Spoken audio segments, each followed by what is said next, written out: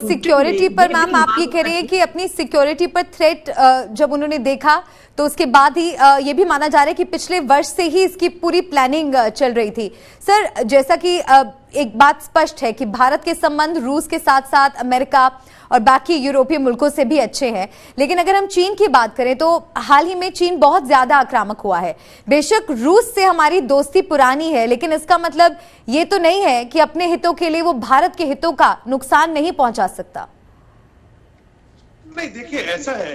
कि अगर आप ये सोच रहे हैं कि जो रशिया है वो चीन को ऊपर ले जाना चाहता है या चीन को साथ निभाना चाहता है, तो हम गलत हो जाएंगे इसके अंदर। ये आज की परिस्थिति है।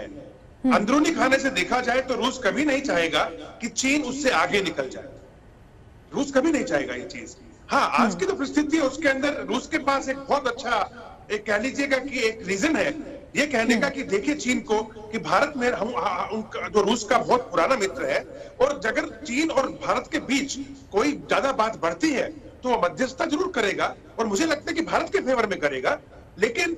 अगर हम ये कहें कि वो चीन की बातों पे आके भारत के खिलाफ कोई एक्शन करेगा, तो वो हाल ही में आपने देख लिया है जब अफगानिस्तान के अंदर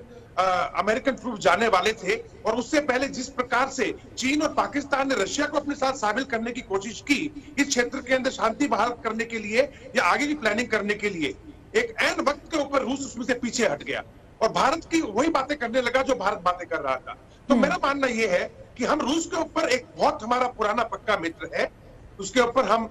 भरोसा कर सकते हैं और हमें करना भी चाहिए। लेकिन कहीं ना कहीं सर, जाहिर सी बात है, अगर अमेरिका के साथ चीन के रिश्ते अच्छे नहीं हैं तो इस सिचुएशन में चीन रशिया की तरफ जाता हुआ ही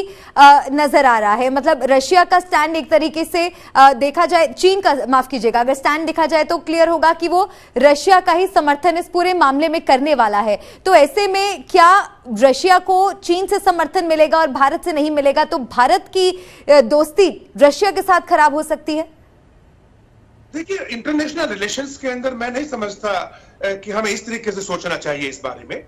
आज की जो परिस्थिति है उसके अंदर अगर आप निजी मेरी राय पूछे तो मैं ये कहूंगा कि रूस ने चीन से एक स्टेप आगे ले लिया है